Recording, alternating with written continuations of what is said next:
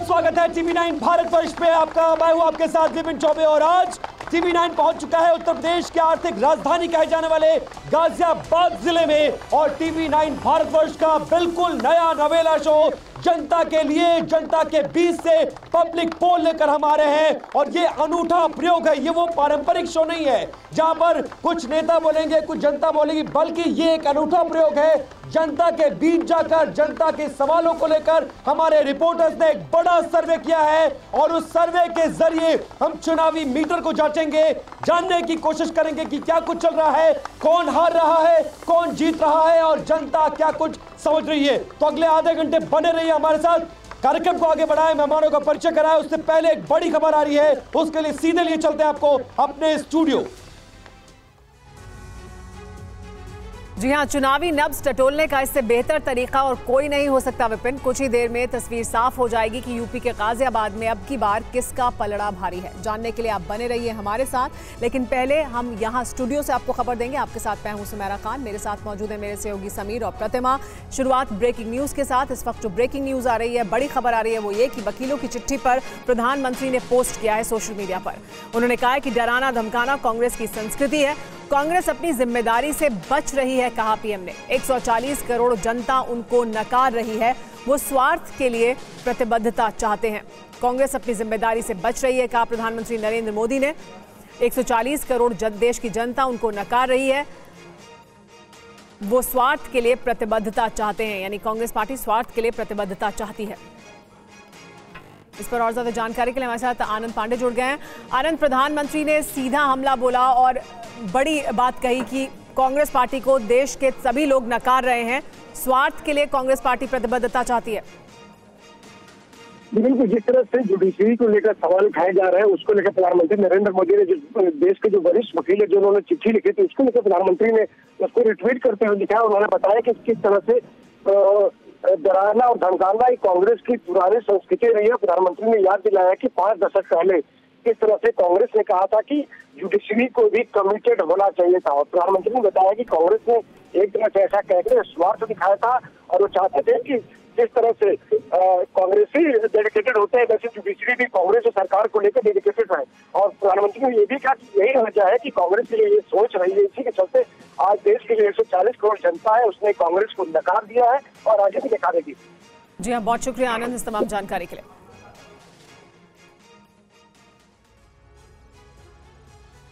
और खबरों में आगे बढ़ते हैं। अहम खबर सामने आ रही है मुंबई से। शिवसेना शिंदे गुट में शामिल हुए गोविंदा। फिल्म अभिनेता गोविंदा ने शिवसेना शिंदे ज्वाइन कर लिए। सीएम शिंदे ने दिलाई पार्टी की सदस्यता। मुंबई नॉर्थ वेस्ट से चुनाव लड़ सकते हैं शिवसेना के टिकट पर गोविंदा। शिवसेना शिंदे गुट से वो चुनाव लड़ सकते हैं, इसके आसार जताए गए। सगळ्याच समाजामध्ये लोकप्रिय असलेले गोविंदाजी यांचं मी पुन्हा एकदा स्वागत करतो आणि त्यांचं मनापासून अभिनंदन करतो आणि त्यांना शुभेच्छा देतो। आणि आपण राजीव सिंह हमारे संवाददाता इस वक्त मुंबई से हमारे साथ मौजूद हैं। राजीव, देख सकते हैं हम एकनाथ शिंदे और गोविंदा एक साथ प्रेस कॉन्फ्रेंस में मौजूद, औपचारिक तौर पर ज्वाइनिंग हो चुकी है। आगे की क्या प्लानिंग है शिवसेना की गोविंदा को लेकर? शुभेच्छा प्रदान करतो। देखिए, रणनीति एकदम साफ है। उत्तर पश्चिम मुंबई सीट से गोविंदा चुनाव लड़ सकते हैं। इस तरह की जानकारी जो है पार्टी के द्वारा दी गई है। और गोविंदा की ज्वाइनिंग होने के बाद में सीएम एकनाथ शिंदे इस वक्त प्रेस कॉन्फ्रेंस को संबोधित कर रहे हैं। उसके बाद अभी गोविंदा भी संबोधित कर रहे हैं प्रेस को। अब आधिकारिक तौर पर इस प्रेस कॉन्फ्रेंस में कितनी बातें खुलकर रखेंगे सीएम में दिखने वाली बात होगी, लेकिन इतना तो निश्चित है कि उत्तर पश्चिम सीट से गोविंदा जो है चुनाव लड़ सकते हैं, ऐसी खबरें हैं। ऐसा शिवसेना के सूत्रों के हवाले से ये जानकारी दी गई है। कल भी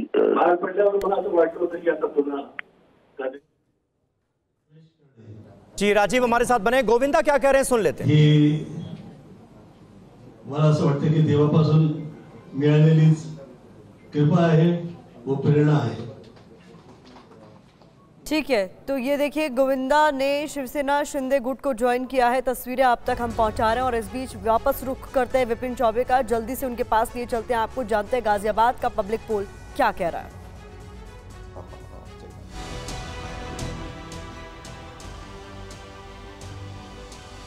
तो गाजियाबाद में पब्लिक पोल की शुरुआत कर चुके हैं हम, और हमारे साथ मेहमानों का एक बड़ा पैनल है। सबसे पहले अपने मेहमानों से आपका परिचय करा दे। देखिए, कांग्रेस का पक्ष रखने के लिए हमारे बीच नरेंद्र राठी जी आ चुके हैं, जो अखिल भारतीय कांग्रेस के सदस्य हैं। इसके अलावा सरदार एसपी सिंह, पूर्व सदस्य अल्पसंख्यक आयोग, जो कि बीजेपी का पक्ष रखेंगे। इसके साथ ही समाजवादी पार्टी ने भेजा है अपने प्रोफेसर भवन भास्कर जोशी, जो कि राष्ट्रीय प्रवक्ता है, और आम आदमी पार्टी, जो आज के दिन में सबसे ज्यादा चर्चा में है, उसका पक्ष रखेंगी तरुणिमा श्रीवास्तव। अपने मेहमानों से बात करें, लेकिन हमारे संवाददाताओं ने पब्लिक के बीच में जाकर जो पोल किया है वो क्या कुछ कहता है। गाजियाबाद में सबसे ज्यादा वोट जनता किसको देने जा रही है, वो जानने का वक्त आ चुका है। देखिए, सबसे ज्यादा वोटर किसे वोट करेंगे, तो जो पोल हुआ है वो ये कहता है कि 68% लोग बीजेपी को वोट करने जा रहे हैं। इसके अलावा 25% लोग कांग्रेस को वोट कर रहे हैं, और साथ ही साथ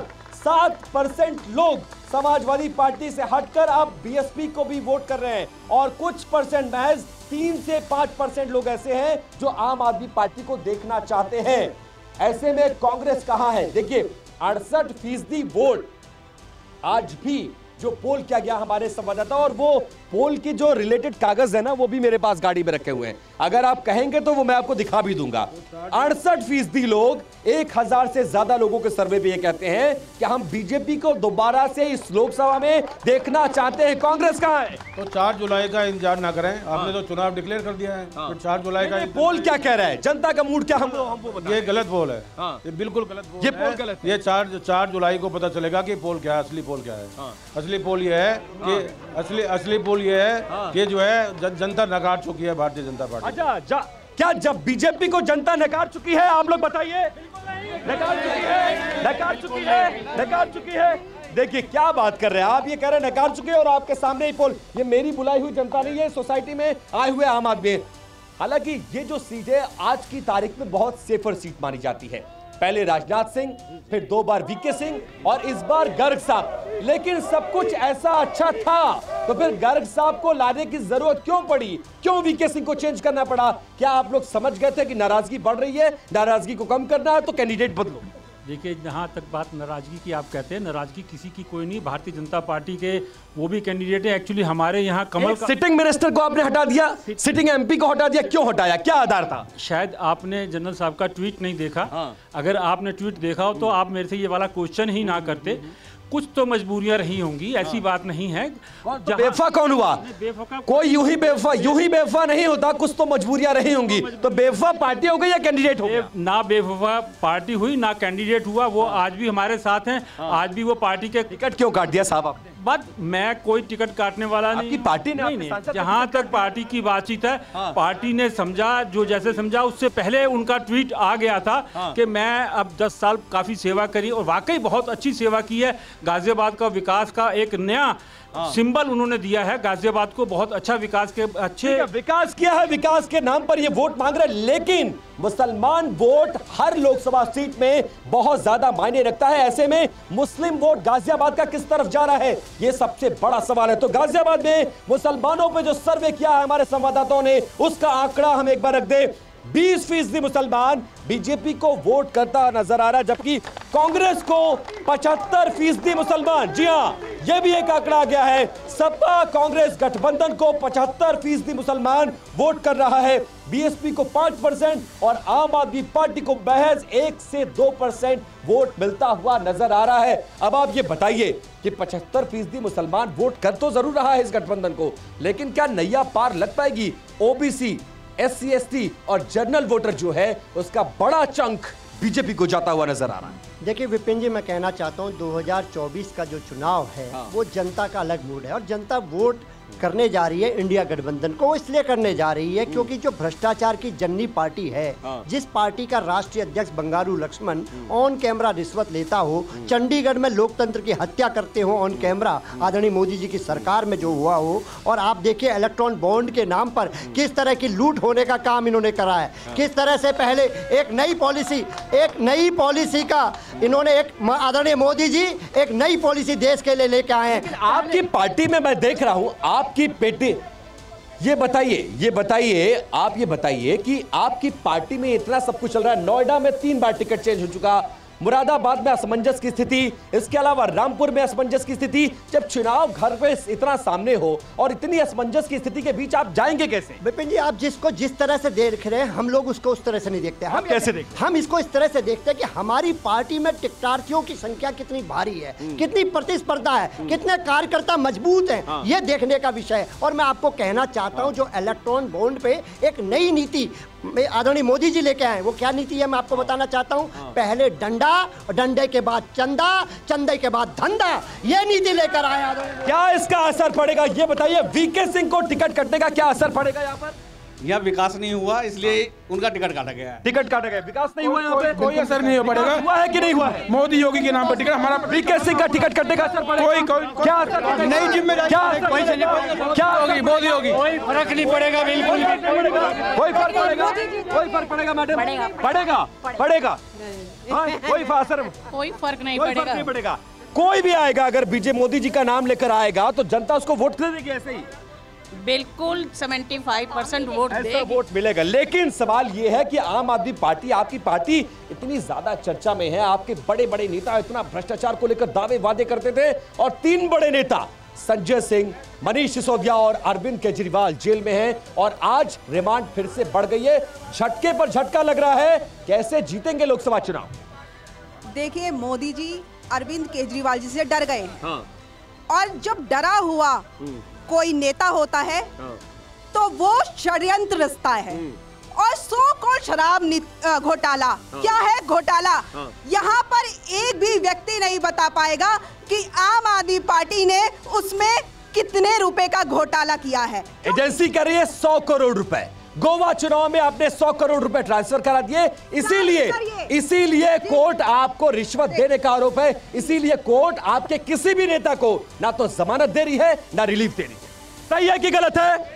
सही है कि गलत है? आप ये बताइए। आम आदमी पार्टी ने घोटाला किया है? घोटाला किया है? केजरीवाल चोर, घोटाला किया। देखिए, प्रत्यक्ष को प्रमाण की आवश्यकता नहीं होती, जनता तो यही बोल रही है। देखिए, ईडी ये कह रही है कि 100 करोड़ का घोटाला किया है, लेकिन अभी तक सबूत क्यों नहीं पेश कर पाई? लेकिन इलेक्ट्रोल बॉन्ड के तहत जो गवाह शरद रेड्डी को भाजपा ने बनाया था शराब घोटाले में, उससे 60 करोड़ रुपए की रिश्वत ली है केजरीवाल जी का नाम लेने पर। समझ गए? रिश्वत नहीं, कोई रिश्वत कांड नहीं हुआ, कोई घोटाला नहीं हुआ, कोई नई पॉलिसी नहीं लाई गई। चंदा नहीं है, वो रिश्वत है, क्योंकि 6 महीने हवाला से चंदा लिया जाता है क्या? हवाला से चंदा लिया जाता है क्या? हवाला से चंदा लेते हैं क्या भैया? क्या हवाला से चंदा लेते हैं? क्या लिए? नहीं लिया, घोटाला। देखिए, जनता ये कह रही है, लेकिन अब सवाल यह आ जाता है, जो सर्वे हमने किया है बार बार, अब ओबीसी वोट किस तरफ जा रहा है, ये सबसे बड़ा सवाल है। और आज की तारीख में ओबीसी वोट ही डिसाइड कर रहा है कि किस पार्टी का सांसद बनने जा रहा है। तो ओबीसी का आंकड़ा क्या कहता है? बीजेपी के साथ 74% ओबीसी जातियां जाती हुई नजर आ रही है, जबकि दूसरी तरफ कांग्रेस और समाजवादी पार्टी जो गठबंधन है उसके साथ 18% ओबीसी जातियां जाती हुई नजर आ रही है। बीएसपी को 8% और 1 से 2% ओबीसी वोटों से आम आदमी पार्टी को संतोष करना पड़ेगा। जो आंकड़े आ रहे हैं, सामान्य वोटर 60% से ज्यादा, ओबीसी ज्यादा, मुसलमानों में भी सेंध मारी हुई है। ऐसा क्या कर दिया है बीजेपी ने कि सारे के सारे बीजेपी की तरफ जा रहे हैं? कैंडिडेट कोई हो, फर्क नहीं पड़ता। मोदी जी हमारे रामतार हैं, रामतार। तो राम मंदिर का असर पड़ रहा है? बिल्कुल, राम मंदिर का असर है क्या? राम अवतार, राम मंदिर, श्री राम का बिल्कुल असर है जी। अब तो रिजल्ट आने बाकी है। जय श्री राम। सिर्फ राम मंदिर पे वोट मिल जाएगा या कुछ विकास भी हुआ है? विकास क्यों नहीं हुआ? विकास हुआ है। जिस दिन ओबीसी की गणना हो जाएगी, ओबीसी नहीं देंगे वोट। ओबीसी की जनगणना क्यों नहीं होती? विकास होता तो वीके सिंह का टिकट क्यों काटा है? विकास कहाँ है? विकास नहीं हुआ है। नहीं हुआ। विकास हुआ है? विकास हुआ है। विकास हुआ है? विकास हुआ है कि नहीं हुआ? नहीं हुआ। नहीं हुआ। अच्छा, वीके सिंह का टिकट क्यों काटा? अच्छा, सवाल तो यही है। सिंह साहब ये बताइए, एसपी सिंह साहब, इतना विकास आपने कर दिया, गाजियाबाद को इतना चमका दिया, राम मंदिर बना दिया, फिर मौजूदा सांसद का टिकट क्यों काट दिया भाई? ये गलत, गोल नहीं, बिल्कुल सीधा जवाब। मैं बिल्कुल सीधा जवाब दे रहा हूँ। यहाँ भारतीय जनता पार्टी का एक ही प्रत्याशी होता है, कमल का निशान। और जो जहां तक बात है जनरल वीके सिंह की, मैं खुद कह रहा हूं उन्होंने बहुत विकास किया, लेकिन जब उनका ट्वीट आया लास्ट मोमेंट पे, जो ट्वीट आया, अगर फिर विधायक को, फिर आम कार्यकर्ता को नहीं है बात को, आपने कहा आम कार्यकर्ता को टिकट क्यों? मैं काम अतुल जी हमारे पुराने कार्यकर्ता हैं, मंत्री आदमी विधायक बनेगा, एक ही आदमी मंत्री बनेगा, एक ही आदमी सांसद बनेगा, कार्यकर्ता को उठा के क्यों नहीं दिया आपने? ये कार्यकर्ता है और पार्टी डिसाइड करेगी किसको देना है किसको नहीं देना। ये कह रहे हैं कि कार्यकर्ता ऐसे भाजपा के और ये सब चादर बिछाएंगे और झंडा उठाएंगे, इन्हें टिकट नहीं मिलेगा, कार्यकर्ताओं को टिकट नहीं मिलता है। देखिए विवेक जी, जो 2014 में आदरणीय मोदी जी के वादे थे वो बाद में अमित शाह ने कहा जुमले हो गए, और अब ये जुमले नई गारंटी बनकर आए। ये जो ठगने की जो विद्या है ये भारतीय जनता पार्टी का सूर्यास्त करने जा रही है। क्या कहना चाहेंगे? अभी हमारे बड़े भाई सरदार जी ने कहा है कि विकास हुआ है। विकास की मैं बात करना चाहता हूँ। यहाँ जितने लोग खड़े हैं, साहिबाद के लोग खड़े हैं, साहिबाद एशिया की सबसे बड़ी विधानसभा है और सबसे बड़ी विधानसभा में लड़कियों के लिए कॉलेज और अस्पताल, यहाँ की 10 साल 10। अच्छा ये बताइए, आप लोगों से एक बात कर ले, क्या अखिलेश यादव के राज में गाजियाबाद में विकास हुआ है? हाथ उठाकर बताइए, हाथ उठाकर बताइए, हाथ उठाकर बताइए, हाथ उठाकर बताइए। अच्छा ठीक है, ठीक है। क्या क्या क्या क्या योगी और मोदी के राज में विकास हुआ है? योगी के और मोदी के राज में नहीं हुआ, नहीं विकास हुआ। योगी जी और मोदी जी के राज में विकास हुआ। विकास हुआ था गुंडागर्दी का। किसके राज में? गुंडा अखिलेश के राज में। समाजवादी पार्टी, थोड़ा ध्यान से सुनिएगा। अच्छा, समाजवादी पार्टी के राज में क्या? जिला गाजियाबाद मशहूर हो गया था गुंडागर्दी में। टोटी चोर, हमारी टोटी चोरी हो गई। टोटी चोरी हो गई, किसने चोरी कर लिया? अखिलेश यादव। अरे भैया ये बताइए, आप कैसे चुनाव लड़ेंगे? आपके सामने जनता कह रही है, कोई टोटी चोर कह रहा है, कोई गुंडा राज कर रहा है, कोई माफिया राज कर रहा है, और आज की तारीख में कह रहा है सब कुछ ऑल इज वेल। ये गाजियाबाद में एलिवेटेड रोड किसने दी बताया? साथ ये अखिलेश यादव ने दी। ये बताइए यहाँ पर मेट्रो किसने दी? ये बताइए। मेट्रो लाने वाले केवल माननीय अखिलेश यादव थे। इसको मुख्य धारा में इस देश को लाने वाले केवल अखिलेश। बात से सहमत नहीं है। विकास अखिलेश जी ने किया या योगी जी ने किया? अखिलेश जी ने तो दिखाया, योगी जी और मोदी जी ने असली विकास किया गाजियाबाद का। निकल सकते योगी जी के राज में इतना विकास है, आप अपना मोबाइल लेकर रोड पर नहीं निकल सकते। Elevated road. VK Singh ji इतने वो थे तो उनका लाभ 2014 में धन भरे थे। मोदी सिर्फ मोदी के नाम, मोदी और कुछ नहीं, और कुछ नहीं। No Mayawati, no Akhilesh, no Ahmad, Modi. क्यों मोदी भाई, क्यों? अच्छा ये बताइए, ठीक है। अच्छा ये लोग तो पॉलिटिकल, आप लोग तो महिलाएं घर में रहती हैं। अच्छा ये बताइए, महिलाओं के लिए गाजियाबाद में समाजवादी पार्टी और बीजेपी में क्या बदला? कौन बढ़िया है? मोदी बीजेपी। मोदी ने हमेशा हर एक के लिए सोचा है। अच्छा, महिलाओं के लिए कुछ किया मैडम? आज हम लोग सेफली 10-11 बजे तक भी घर से बाहर निकल के आ सकते हैं, केवल मोदी के ही राज में। और जब समाजवादी पार्टी का शासन आ सकते थे सर। समाजवादी पार्टी वो पार्टी है जो रेप होने के बाद ये कहती है लड़कों से गलतियां हो जाती हैं, लड़कों से गलतियां हो जाती हैं। उनके जो सबसे बड़े नेता उन्होंने ये कहा था, मुलायम सिंह यादव ने, तो हम उस पार्टी पे कैसे भरोसा कर सकते? अच्छा एक सवाल मैं आप लोगों से पूछ रहा हूँ। अच्छा एक सवाल मेरी बात सुन लीजिएगा। एक सवाल, उसके बाद मेरे साथ SC/ST का आंकड़ा आ चुका है, वो आपके ये बताइए, गुंडा राज किसकी पार्टी में ज्यादा है? अखिलेश।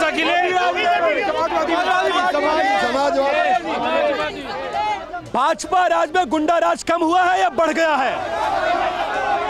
बहुत कम हुआ, बहुत कम। तो अब देखिए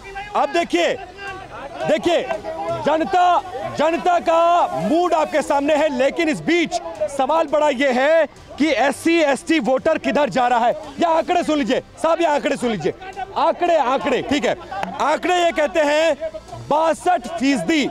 आंकड़े ये कहते हैं, सर्वे ये कहता है, पब्लिक पोल ये कह रहा है कि 62% वोट बीजेपी को जाता हुआ नजर आ रहा है, जबकि कांग्रेस को 21%, 17% जो वोट है वो BSP को जाता हुआ नजर आ रहा है। आप ये बताइए, हमने कही कि साहिबाद की यहाँ कन्या विद्यालय और अस्पताल की डिमांड 10 साल से हो रही है, क्यों नहीं इतनी बड़ी विधानसभा क्यों नहीं बनवाया उन्होंने? बताइए, सब नहीं चाहते? कन्या विद्यालय और अस्पताल नहीं चाहिए इनको? अस्पताल और कन्या विद्यालय तक दिया नहीं आपने, कैंडिडेट और बदल दिया, क्यों आपको वोट नहीं? कोई कैंडिडेट नहीं बदला हुआ है। ये सहबाबाद की बात करें, सहबाबाद विधानसभा में सुनील शर्मा जी हमारे सबसे ज्यादा मतों से जीत कर आए हैं। यहाँ सहबाबाद की जनता का बहुत प्यार मिला है। अभी उनको कैबिनेट का मिनिस्टर बनाया गया है। ये कह रहे हैं कि आप अस्पताल नहीं बनाए, कन्या विद्यालय नहीं बनाए, यहाँ सड़कों में गड्ढे ज्यादा हैं, उसके बावजूद जनता आपको वोट क्यों? ये सब हुआ है, ये जो ये कह रहे हैं सब हुआ है। गलत है या सही है? विकास हुआ है क्या? विकास हुआ है क्या अंकल? विकास हुआ है क्या? बीजेपी राज में विकास हुआ है? विकास हुआ है, सड़कें अच्छी हुई हैं, सुरक्षा बेहतर हुई है, महिलाओं सुरक्षित फील करती है, महिलाएं सुरक्षित फील करती है। आप ये बताइए कि मोदी के राज में कहाँ विकास नहीं हुआ है? आज सड़कें भी बनी हैं, हाईवे भी बने हैं, महिलाओं के लिए भी इतना सब कुछ कर रखा है। यहाँ तक कि जो मोमडन आप कह रहे हैं ना कि समाजवादी पार्टी को वोट देंगे, कहीं नहीं देंगे, कहीं नहीं देंगे।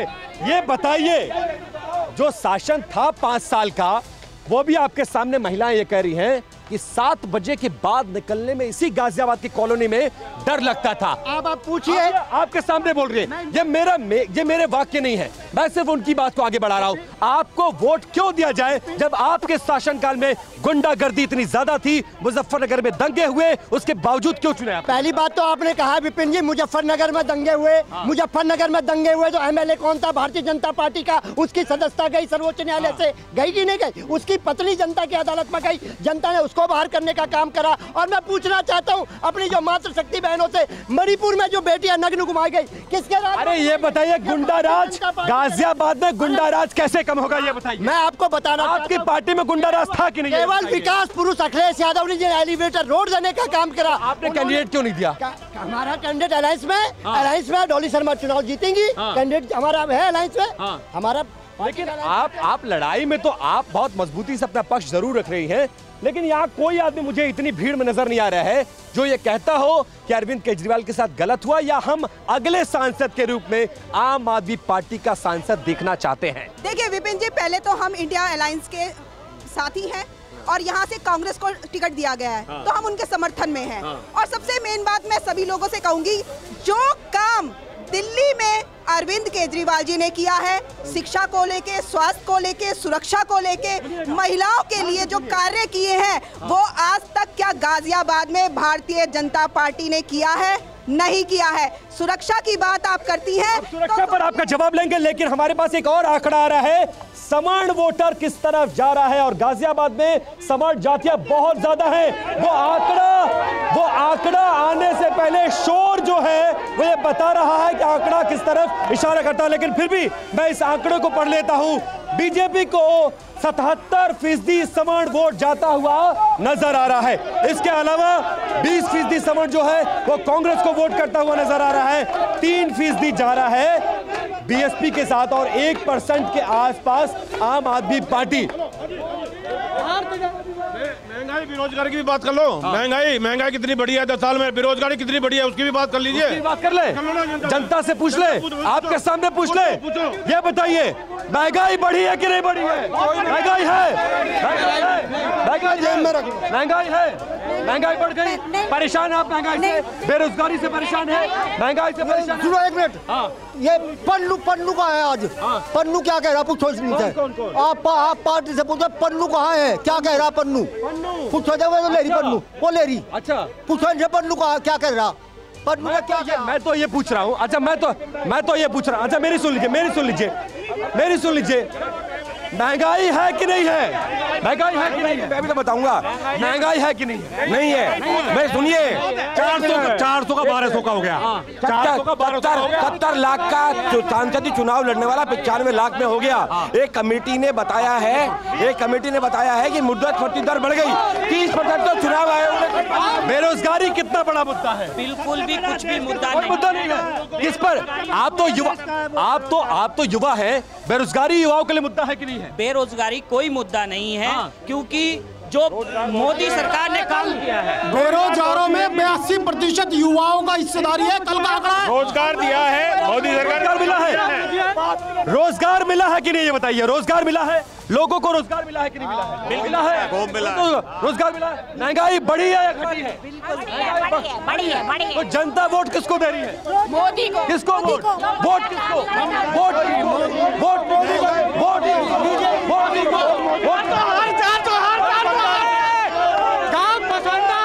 गांव पोसंडे में कांग्रेस का पार्षद है, उसने नर्क बनाने का काम किया। भारतीय जनता पार्टी ने 1200 गरीब मकान देने का काम किया। भारतीय जनता पार्टी ने।